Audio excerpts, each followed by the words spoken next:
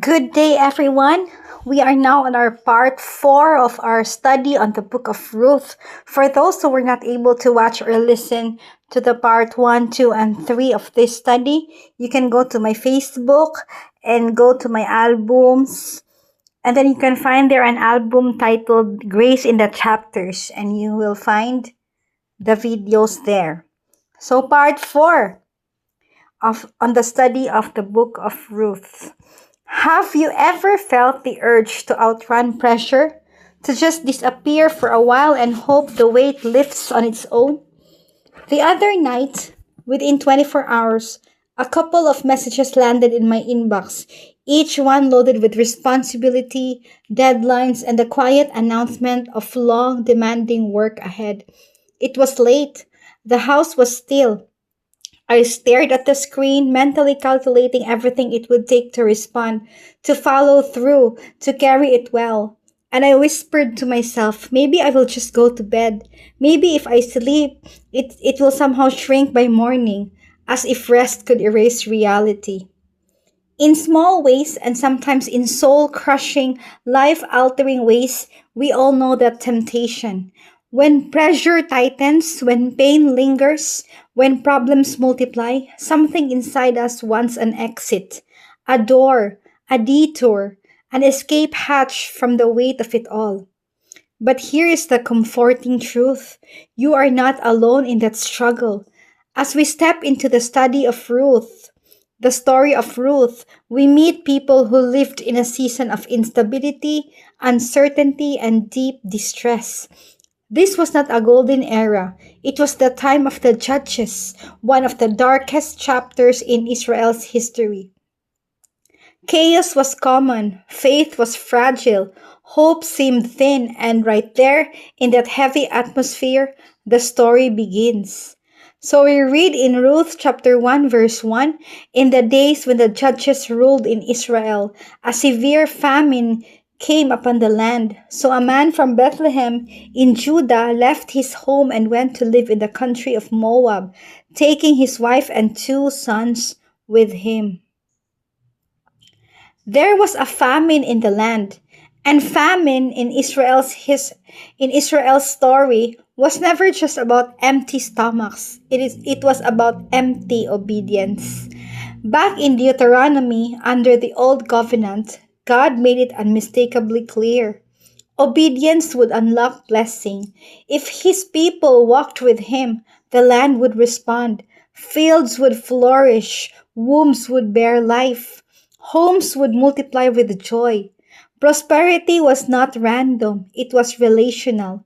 The fruitfulness of the soil was tied to the faithfulness of the soul. But the covenant had another side. If they turned from him, there would be consequences. Not because God was cruel, but because he was covenantal. Disobedience would bring drought instead of dew, hunger instead of harvest, oppression instead of peace. Famine, war, and hardship were not accidents, they were alarms. They were heaven's wake up calls. And the point? Not punishment for punishment's sake. God was proving something to his people. I am the Lord of this land, not Baal, not Ashtoreth, not the so-called fertility gods of Canaan. Rain did not fall at the whim of idols. Crops did not grow by pagan magic. The soil answered to Yahweh. Even chastisement was mercy in disguise. When pressure mounted, Israel would cry out, and when they cry out, God would restore. He allowed the famine not to destroy them, but to draw them. As Francis wrote in The Hound of Heaven, all which I took from thee, I did but take, that thou mightest seek it in my arms. Sometimes God removes what we lean on so we will lean on him. A famine, whether literal, spiritual, or emotional, is not sent to ruin us. It is sent to reveal us. It exposes where we have wandered. It opens our clenched fists. It makes space for what only God can supply. So in those days there was famine in the land. That likely meant God was calling his people back. He was restoring through restraint. And right in the middle of it, a man from Bethlehem in Judah decided to leave. Bethlehem means house of bread. Judah means praise. He lived in the house of bread and praise, a name that itself testified that abundance was the norm. Fruitfulness was supposed to define that place. The famine was not natural, it was corrective. And here is the deeper truth. God intends our lives to be houses of bread and praise, full, fruitful, overflowing, not necessarily with material excess, but with spiritual abundance. Yet when we drift, He sometimes allows a famine of the heart so we can see where we have strayed. In those seasons, the most important thing we can do is recognize the hand of God, not in anger, but in loving discipline. Instead, this man packed up. He took his wife, he took his two sons, and he left. 60 miles away, just beyond the Dead Sea, was Moab. Moab, a nation born out of Lot's incest with his daughter, a people marked by compromise and hostility, long standing enemies of Israel, not just a foreign land, but a spiritually dangerous one. Yet when famine hit Bethlehem, Moab looked appealing. Isn't that how pressure works? When the season gets hard, the wrong places start to look right. When obedience feels costly, compromise feels convenient. He left the house of bread and praise to seek provision in enemy territory. Because sometimes, when famine comes, running feels easier than repenting. Remember why famine came in those days. It was not random weather, it was divine discipline. God allowed droughts when his people drifted. The famine was a mirror, exposing disobedience and calling hearts back home. So if disobedience caused the famine, what was the cure? Not relocation, repentance. Elimelech chose movement over mourning. Instead of gathering his family for prayer, instead of calling his community to fasting and brokenness before God, he packed up and headed out. He could have been a voice of revival. Instead, he became a refugee from responsibility. His decision revealed something deeper than fear of hunger. It revealed a failure to see the hand of God. Bethlehem looked troubled, unstable, dry. Moab looked promising, practical, safer. So he traded the place of covenant for the place of compromise, believing the solution to spiritual problems was geographical change.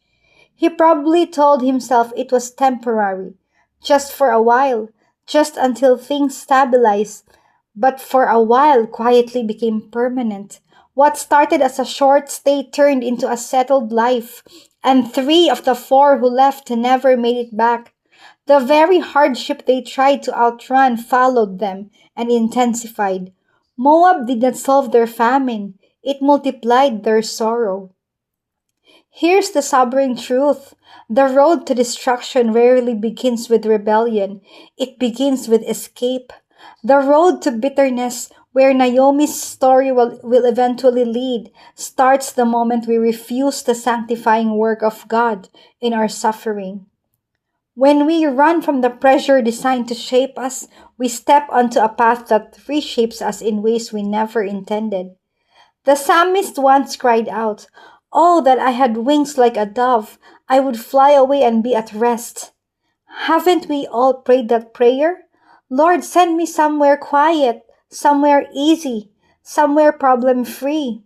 We dream of desert islands and empty spaces where storms cannot find us. But here is what David learned and what Naomi's family would soon discover. Peace is not found in escape routes. Rest is not located in distance. The answer is not flying away from the storm, but finding God in the middle of it. The key is not running. The key is returning. Not fleeing the famine, but falling on our knees in it. not avoiding the storm, but walking straight into its center where God is waiting. When famine hits, when loss tightens its grip, when hardship presses on every side, we rarely stop to ask, Lord, what are you doing in me?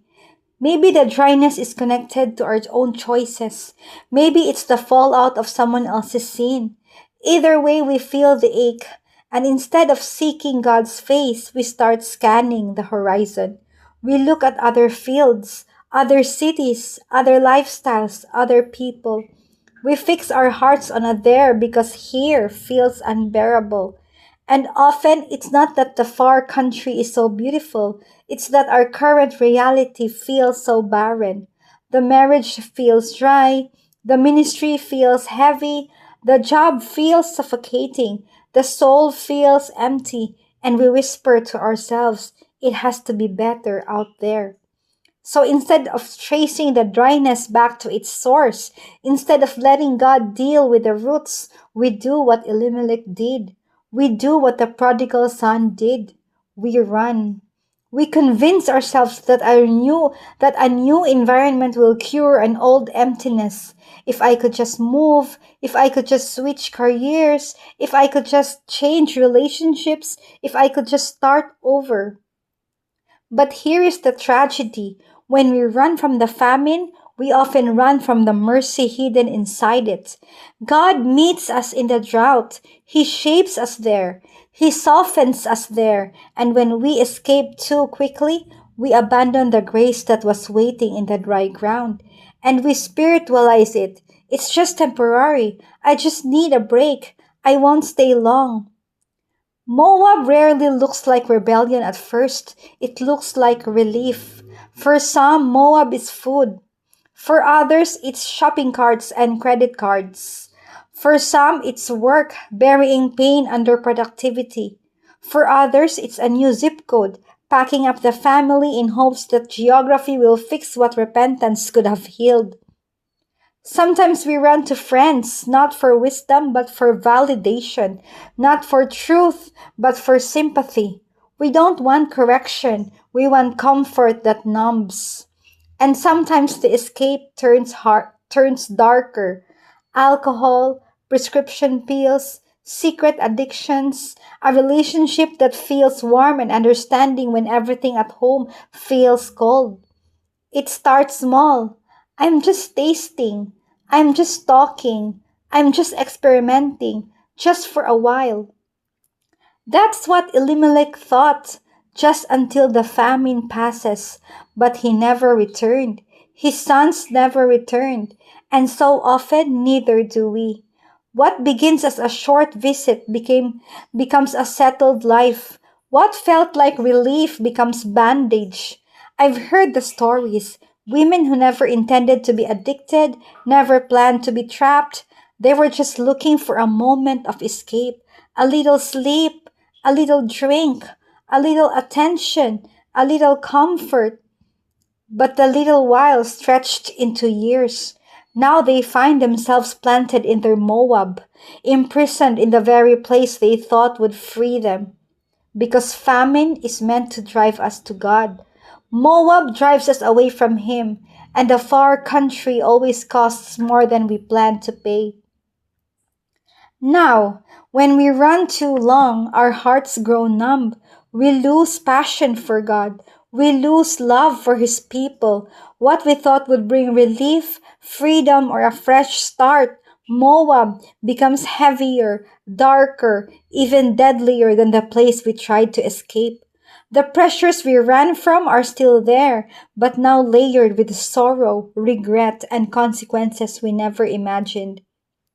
Yet, even in the far country, even in the worst Moab we have made for ourselves, God's mercy is still at work. He is always calling us back home. But here is the truth. We will never find the road back until we first admit that we have been running. As you listen to the story of Ruth, I want you to pause and ask, is there a part of your life right now where you are running? Running from pain, from responsibility, from the consequences of your choices? Running to people, to places, to distractions, thinking it's temporary, but finding yourself trapped in a far deeper captivity than what you left behind. God knows it. He saw it the moment you left your Bethlehem, Judah. But have you admitted it? Have you whispered to Him, Lord, I've been running. Restoration begins here. The first step back to the house of bread and praise is confession. I'm in a place I never should have gone. I've wandered into a far land. I've chased relief instead of seeking you. Your running may not look dramatic to anyone else. Maybe it's subtle, almost invisible, but deep down, you know, you've been leaning on people, circumstances, comforts, anything but God to escape the reality He placed you in. So be honest. Say it, Lord, I'm tired of running. I want to stop. I want to come home.